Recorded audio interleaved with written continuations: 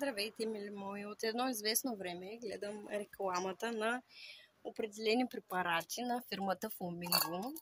Днес съм се закупила няколко, които ще видите. И реших да ги тествам върху моята кола. Тъй като онлайн се продават доста скъпо, реших да ги тествам, за да ви кажа дали защо се заслужават парите или не, за да не си давате парите излишно. Ако такъв тип видео е интересно, пишете ми долу в коментарите, за да знам дали да тестваме отново препарати за кола.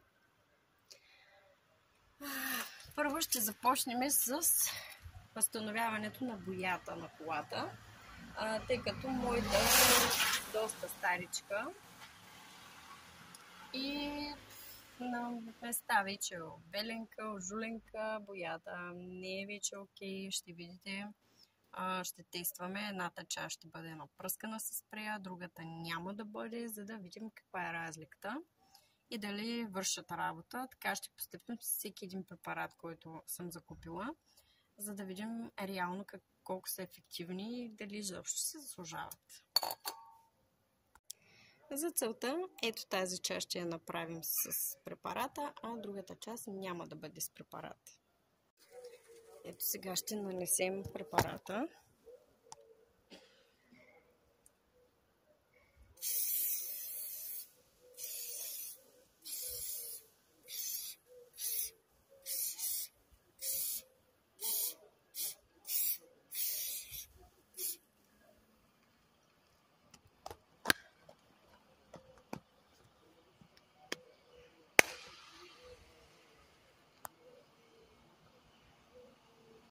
Ще го забършим и с кърпичка.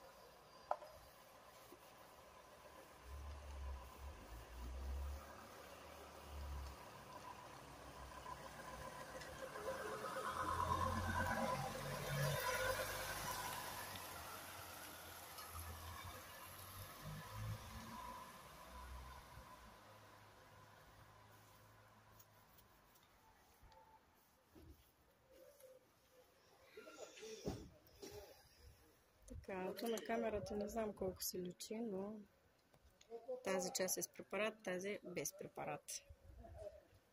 Може да пробваме и ето тук, защото виждате имам дръскотини и други работи.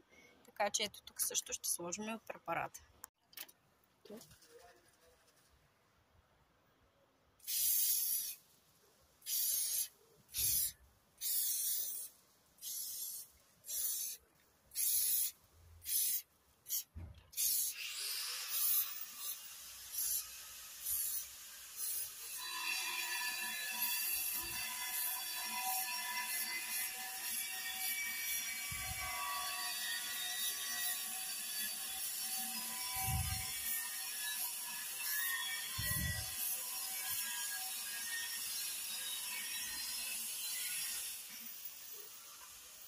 Все още се вижда, но трябва да изчакаме малко и след това да забършим с кърпа.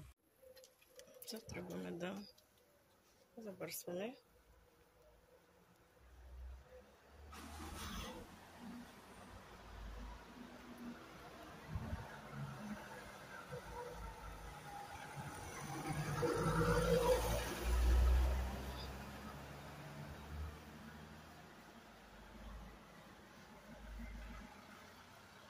Особено ето тук. Така.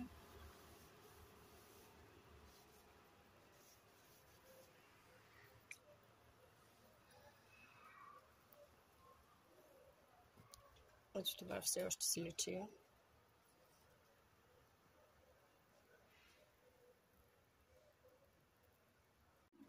Докато чакаме другия да изсъхне, ще пробваме ето този за полиране на пластмасови изделия. Ще го пробваме първо на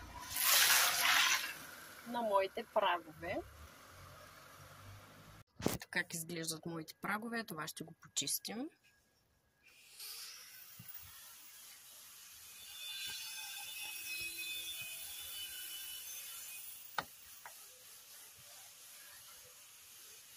Ето така. Виждате, има дръскотинки. Съответно, сега ще пробвам да го полирам, да видим как ще стане. По същия начин може да пробваме ето тук и на вратата, тъй като аз имам доста пластмаса в колата си. Ще пробваме как ще се полира. Пише на него Ultra Shine, което трябва да направи повърхността лъскава. Сега ще пробваме. Започваме.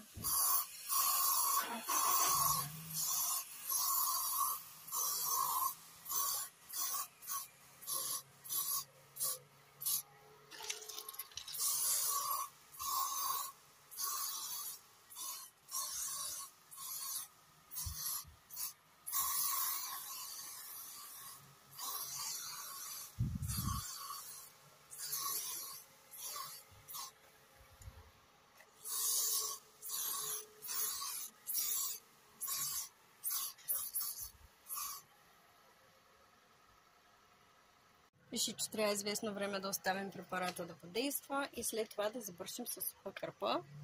Така че това ще направим. Относно ремулфа на боята, видимо има разлика. Ето докъде е бил спрея. И определено боята остава доста по-лъскава от този край.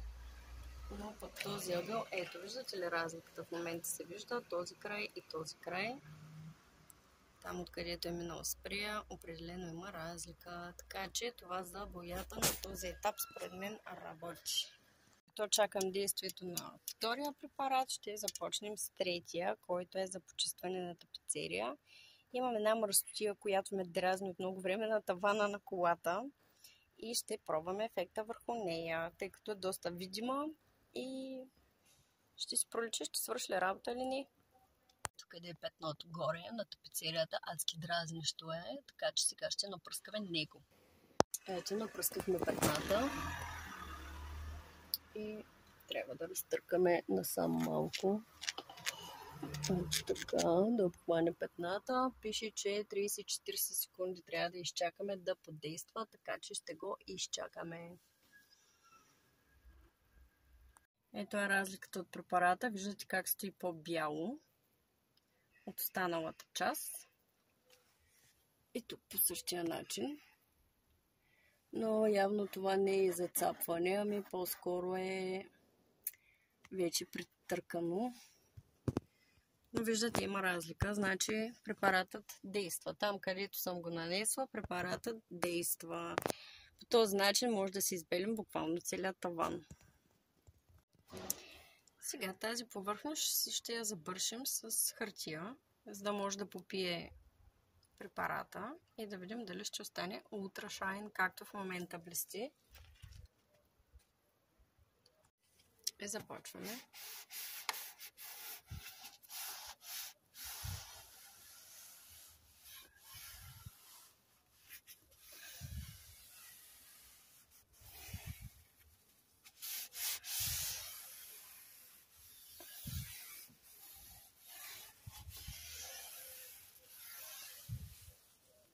И да, и този препарат действа. Ето как изглежда тук.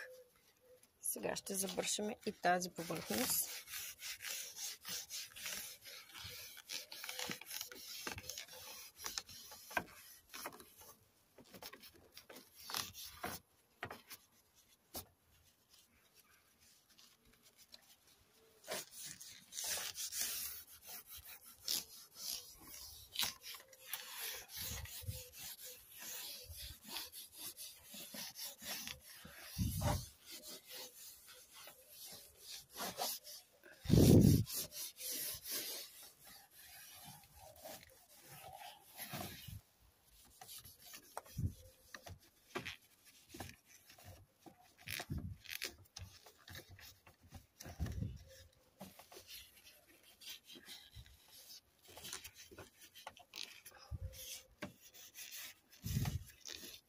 И да, мога да кажа, че запазва блясъка си. До тук мога да кажа, че трите препарата, които изпробвахме, действат. Наистина действат. Това за подновяване на боята по-скоро я прави по-лъскава, но там, където е надраскано, при малките дръскотини заличава, но при по-големите не. Относно това, което е за пластмасата, да, прави я супер лъскава, което е много добре. Има прекрасен аромат на лимон и всъщност по този начин си освежавате и колата вътре, защото мирише много добре. И това, което е за тапицерията, по същия начин мога да кажа, че вие сами видяхте разликата как избелва. Има избелващ ефект със сигурност и мирише доста добре. Следващия, който ще тестваме, е ето този за стъклата. Сега, по принцип, ако има финни дръскотини по стъклото, би трябвало да ги заличи и да го почисти добре, да го полира. И надявам се да... Тук просто постоянно минават коли и става малко трудно. Сега, трябва да полира стъклото и да бъде перфектно чисто. Да видим. Ще пробваме на малкото стъкло. Едната част ще я измия с препарата, а другата не. Моите стъкла не са чак толкова зле, но и не знам от самата светлина колко ще се види. Ето, слагаме от пастата, от препарата.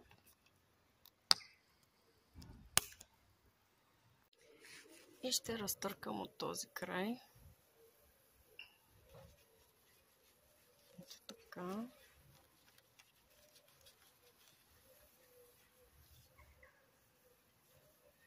Ето така.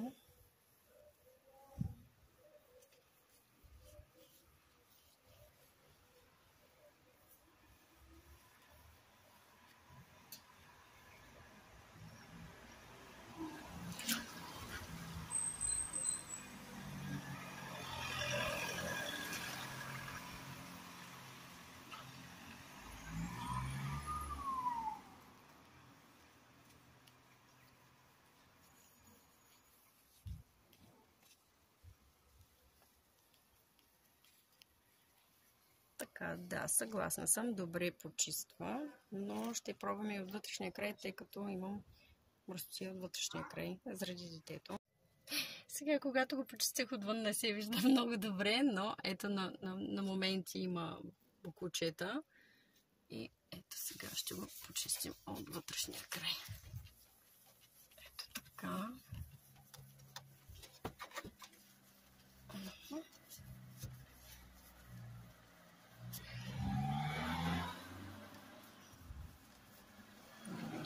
Добре го размазах в момента. Така го размазах. И сега започваме да го почистваме.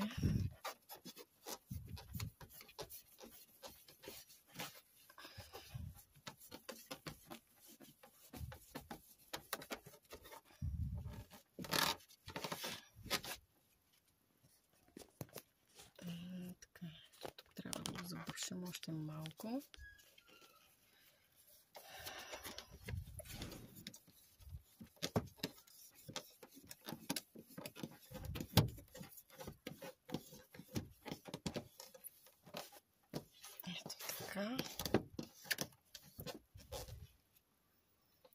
Така, ето тук тези дръскотини не мога да разбера отвътре ли са или отвън.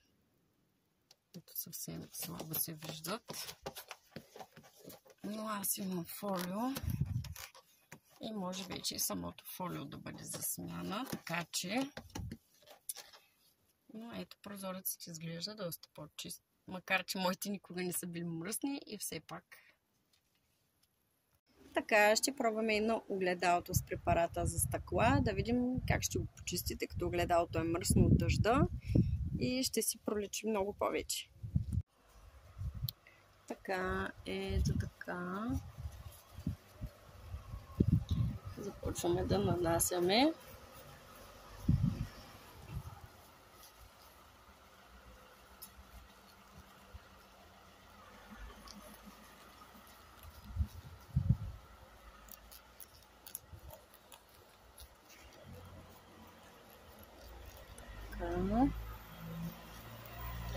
действа малко време.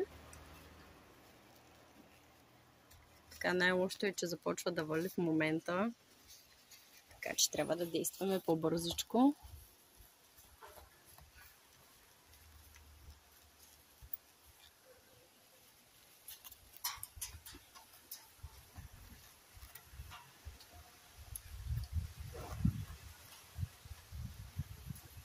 Така, трябва да взема много.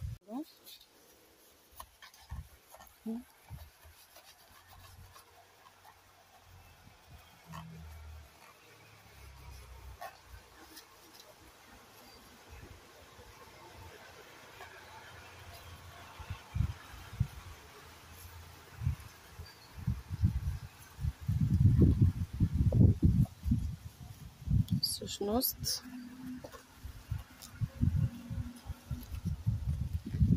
добре се почисти, доста добре. Тук по края трябва само да го завърша.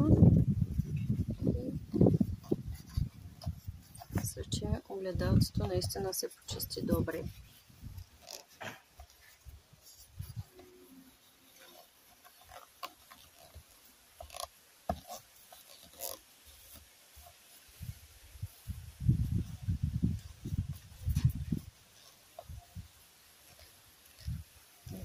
Перфектно стана.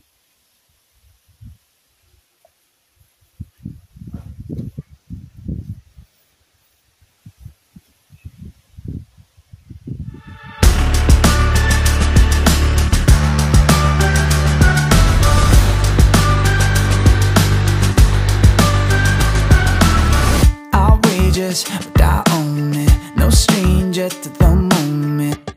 You won't make me feel alone.